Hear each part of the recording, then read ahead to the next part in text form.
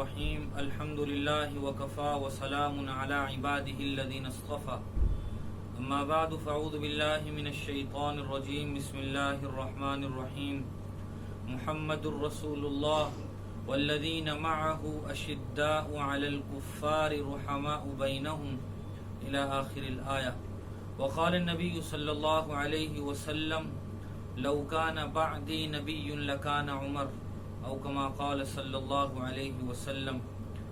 محترم بزرگوں، دوستوں، میرے دینی اور ایمانی بھائیوں، اللہ تبارک و تعالی نے اس کائنات کو وجود بخشا، اس میں انسانوں کو اللہ تبارک و تعالی نے پیدا فرمایا، اور انسانوں میں سب سے بڑا مقام اللہ تبارک و تعالی نے انبیاء علیہم السلام کی مقدس جماعت کو عطا فرمایا ہے۔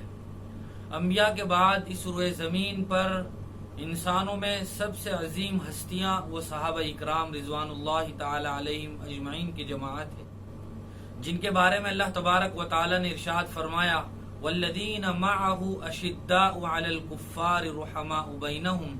اسی طرح ایک دوسری جگہ فرمایا فإن آمنوا بمثل ما آمنتم به فقد اہتدوا۔ صحابہ اکرام رضوان اللہ تعالی علیہم اجمعین کی فہرست میں ایک بہت ہی نمایاں نام خلیفہ ثانی اور راشد حضرت عمر فاروق رضی اللہ تعالی عنہ کا نام نامی اور اسم گرامی ہے۔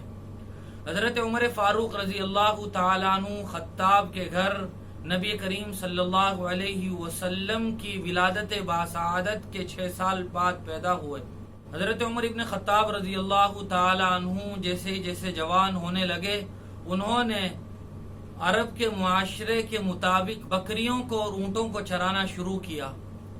ان کے والد ان کو اونٹ دے کر بھیج دیا کرتے تھے اور وہ مقام زجنان میں اونٹوں کو چرایا کرتے تھے۔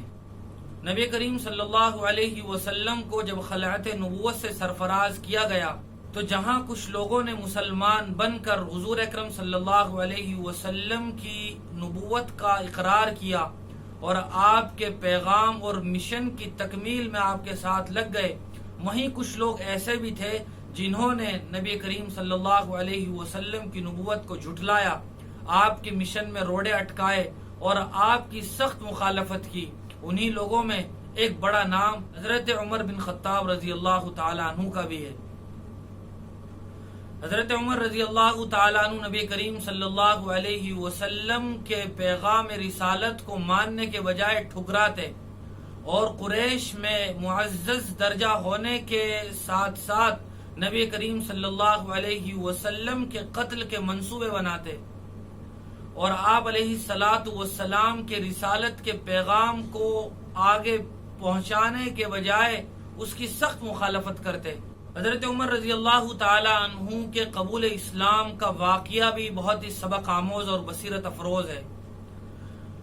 حضرت عمر ابن خطاب رضی اللہ تعالی عنہ وہ صحابی ہیں جن کے بارے میں نبی کریم صلی اللہ علیہ وسلم نے نام لے کر اللہ تبارک و تعالی کی بارگاہ میں دعا فرمائی، اور یہ دعا فرمائی اللہم اعز الاسلام باحد العمرین، کہ اے اللہ دونوں عمروں میں سے عمرو ابن ہشام یعنی ابو جہل اور عمر ابن خطاب میں سے کسی ایک کے ذریعے سے اسلام کو تقویت عطا فرما۔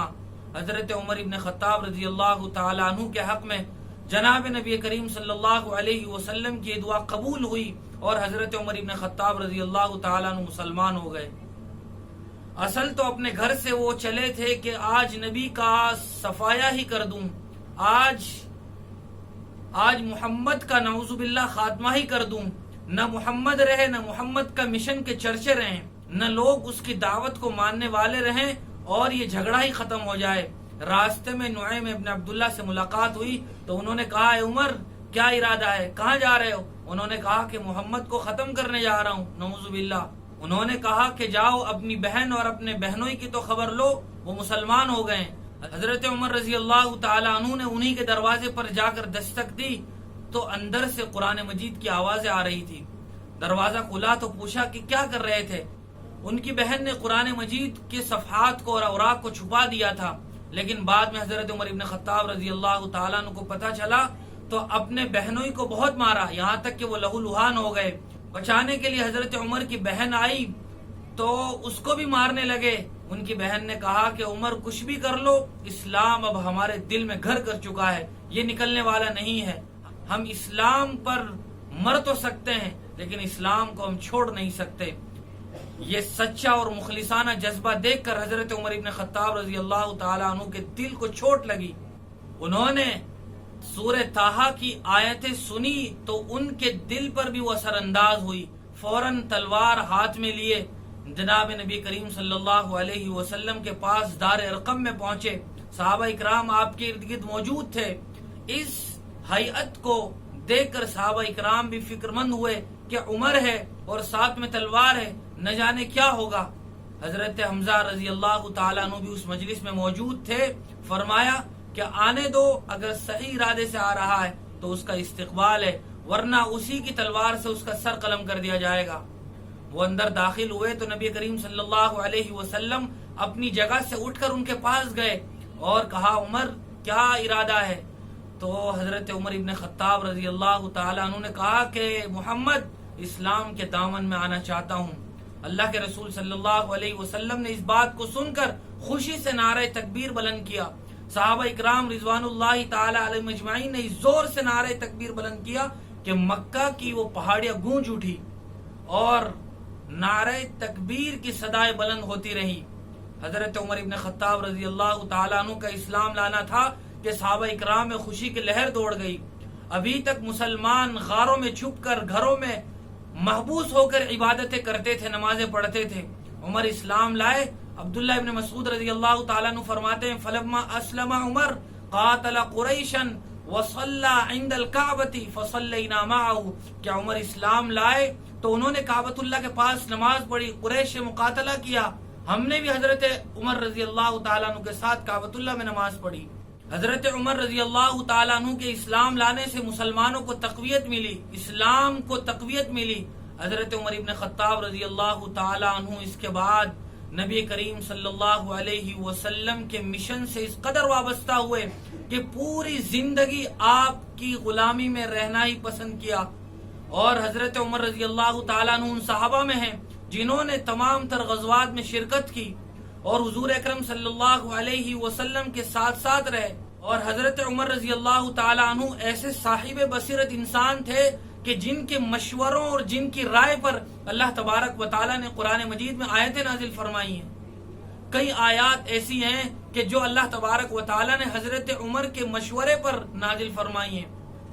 حضرت عمر رضی اللہ تعالیٰ عنہ وہ صحابی ہیں کہ جن کے بارے میں جناب نبی کریم صلی اللہ علیہ وسلم نے ارشاد فرمایا لو کان بعدی نبی لکان عمر، کہ اگر میرے بعد کوئی نبی ہوتا تو عمر ہوتے۔ یہ نبوت کے اوصاف بھی گویا ان کے اندر موجود تھے۔ حضرت عمر رضی اللہ تعالیٰ عنہ ہی وہ عظیم صحابی ہیں کہ جنہوں نے اپنے دور خلافت میں قیصر و کسریٰ کو فتح کیا، جو اپنے زمانے کے سپر پاور سمجھے جاتے تھے۔ قیصر و کسریٰ کے موتیوں سے جڑے ہوئے تخت و تاج وہ مدینہ کی گلیوں میں آئے، اور اس کے باوجود حضرت عمر رضی اللہ تعالیٰ عنہ نے اتنی متواضعانہ عاجزانہ زندگی گزاری جو قیامت تک آنے والے انسانوں کے لیے نمونہ ہے۔ حضرت عمر رضی اللہ تعالی عنہ خلیفہ بن چکے تھے، لیکن ان کا کھانا پینا ابھی بھی روکھا سوکھا تھا، ان کا پہننا ابھی بھی بہت سادہ تھا۔ ان کو کئی بار صحابہ اکرام رضوان اللہ تعالی علیہم اجمعین نے مشورہ کر کے یہ کہا کہ آپ اپنے کھانے میں تبدیلی لائیے، اپنے پہننے میں تبدیلی لائیے، لیکن قربان جائیے حضرت عمر ابن خطاب رضی اللہ تعالیٰ عنہ کی شان بے نیازی پر کہ وہ فقیری میں بھی بادشاہی کرتے تھے۔ انہوں نے پوری زندگی نبی کریم صلی اللہ علیہ وسلم اور حضرت ابوبکر صدیق رضی اللہ تعالیٰ عنہ کی اتباع کرتے ہوئے اسی طرح گزار دی۔ حضرت عمر رضی اللہ تعالیٰ عنہ ہی وہ صحابی ہیں کہ جن کے دور خلافت میں مسلمانوں کا قبلہ اولا مسجد اقصی اور فلسطین فتح ہوا۔ وہاں بھی جب وہ جا رہے تھے تو اپنے اسی پرانے اور سادہ پیون زدہ لباس میں تھے، جن کی اس حیت کو دیکھ کر وہاں کے لوگ پہچان بھی نہ سکے کہ یہ مسلمانوں کے امیر المؤمنین ہیں۔ اور حضرت عمر رضی اللہ تعالی عنہ وہ صحابی ہیں کہ جن کے اندر اللہ تبارک و تعالی نے ایسا جلال پیدا کیا تھا کہ شیطان بھی ان کے راستے کو چھوڑ دیا کرتا تھا۔ ایسی ایمانی غیرت اور اسلامی حمیت ان کے اندر موجزن تھی کہ جو اسلام کے نام پر ہر وقت مر مٹنے کے لیے تیار رہتے تھے، ان کے ایسے انقلابی کارنامے ہیں جو اسلام کی تاریخ میں ہمیشہ سنہرے حروف سے لکھے جائیں گے۔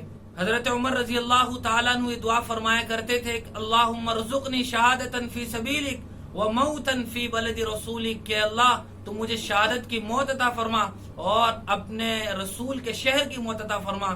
یہ دونوں دعا بھی حضرت عمر رضی اللہ تعالیٰ عنہ کی قبول ہوئی۔ ابو لولو فیروز نامی ایک بدبخت مجوسی نے نماز کی حالت میں مدینہ میں مسجد نبوی میں اور محراب نبی صلی اللہ علیہ وسلم میں زہر میں بجھا ہوا خنجر مارا، جس کی وجہ سے آپ کی آنتیں باہر آ گئی اور آپ اس کے 3 یا 4 دن کے بعد اس دنیا سے رخصت ہو گئے۔ شہادت کی موت بھی آپ کو نصیب ہوئی اور رسول کا شہر بھی، مسجد نبوی بھی اور محراب نبی بھی آپ کو اللہ تبارک و تعالی نے عطا فرمایا۔ حضرت عمر رضی اللہ تعالیٰ عنہ کے بہت سارے کارنامے ایسے ہیں جو انہوں نے اپنے دور خلافت میں جاری فرمائے، جن میں ایک بہت بڑا کارنامہ وہ ہجری کیلنڈر کا آغاز ہے، جو مستقل اپنے اندر ایک تاریخ رکھتا ہے۔ حضرت عمر رضی اللہ تعالیٰ عنہ کا آخری وقت تھا، خنجر لگنے کے بعد شدید تکلیف میں مبتلا تھے، جہاں بہت سارے کاموں کا حکم دیا، وہیں اپنے بیٹے سے یہ کہا کہ جاؤ امی عائشہ کے پاس اور ان سے کہنا کہ عمر اپنے رسول اور اپنے ساتھی ابو بکر کے پاس قبر کی جگہ چاہتا ہے۔ حضرت عبداللہ ابن عمر یہ بات لے کر، یہ پیغام لے کر امی عائشہ کے پاس گئے، دروازے پر دستک دی تو حضرت عائشہ رو رہی تھی۔ حضرت عائشہ کو یہ پیغام دیا تو حضرت عائشہ نے کہا کہ میں نے یہ خیال کر رکھا تھا، میرا یہ ارادہ تھا کہ میں بھی اپنے والد اور اپنے شوہر محمد صلی اللہ علیہ وسلم کے قبر کے پاس سو جاؤں گی، لیکن اگر عمر یہ کہتے ہیں تو یہ جگہ میں ان کو دے دیتی ہوں۔ چنانچہ عبداللہ ابن عمر یہ جواب لے کر حضرت عمر ابن خطاب رضی اللہ تعالیٰ عنہ کے پاس آئے تو عمر ابن خطاب نے کہا کہ نہیں نہیں، جب آپ میرا یہ جنازہ لے کر وہاں پہنچ جاؤ تو دروازہ باہر رکھ کر کہنا کہ عمر اجازت چاہتا ہے، کہیں ایسا نہ ہو کہ خلافت، امارت اور حکومت یا شرم کی وجہ سے انہوں نے اجازت دے دی ہو۔ اور مرنے سے پہلے اپنے صاحبزادے سے کہا کہ میرا سر اپنی گود سے اٹھا کر زمین پر رکھ دو، اور فرمانے لگے کہ عمر ہلاک ہو گیا اگر اللہ نے مغفرت نہ کی۔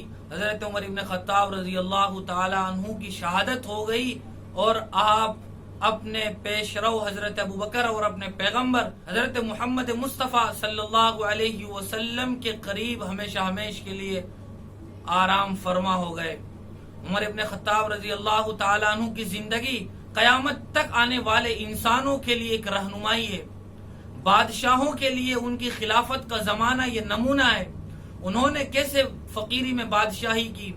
حضرت عمر ابن خطاب رضی اللہ تعالیٰ عنہ خلافت کے زمانے میں ایک بار تشریف لے جا رہے تھے، اس جگہ پہنچے مقام زجنان میں جہاں وہ اونٹ چرایا کرتے تھے، تو اس جگہ کو دیکھ کر آپ دیدہ ہو گئے اور صحابہ سے کہنے لگے کہ یہی وہ جگہ ہے جہاں میں اونٹ چرایا کرتا تھا۔ عمر کو تو اونٹ بھی چرانا نہیں آتا تھا، آج اللہ نے غلام نبی صلی اللہ علیہ وسلم بننے کی برکت سے اتنی بڑی خلافت اور حکومت عطا فرمائی کہ میرے اوپر اللہ کے سوا کوئی حاکم نہیں ہے۔ حضرت عمر رضی اللہ تعالی عنہ کی زندگی اور خلافت کے دور کے بے شمار ایسے واقعات ہیں جن سے اس بات کا اندازہ لگانا آسان ہے کہ وہ اپنی رعایا کے لیے اور اپنی خلافت میں موجود لوگوں کے لیے کس درجہ ہمدردانہ جذبہ رکھا کرتے تھے۔ راتوں کو مدینہ کی گلیوں میں گشت کرنا، ضرورت مند کی حاجتوں کو پورا کرنا، سامان اپنی کمر پر لاد کر ان کے گھر پہنچانا، یہ حضرت عمر رضی اللہ تعالی عنہ کے وہ مقدس کارنامے ہیں جو دوسروں کے لیے اور آنے والے لوگوں کے لیے بھی نمونہ ہیں۔ ضرورت ہے ہمیں اس بات کی کہ ہم حضرت عمر رضی اللہ تعالی عنہ کے مشن کو سمجھیں اور حضرت عمر رضی اللہ تعالی عنہ کی زندگی کو آئیڈیل بنائیں کہ کیسے انہوں نے جناب نبی کریم صلی اللہ علیہ وسلم کی غلامی میں آنے کے بعد اپنے آپ کو اسلام کے لیے کھپا دیا۔ میری زندگی کا مقصد تیرے دین کی سرفرازی، میں اسی لیے مسلمان، میں اسی لیے نمازی۔ وآخر دعوانا الحمدللہ۔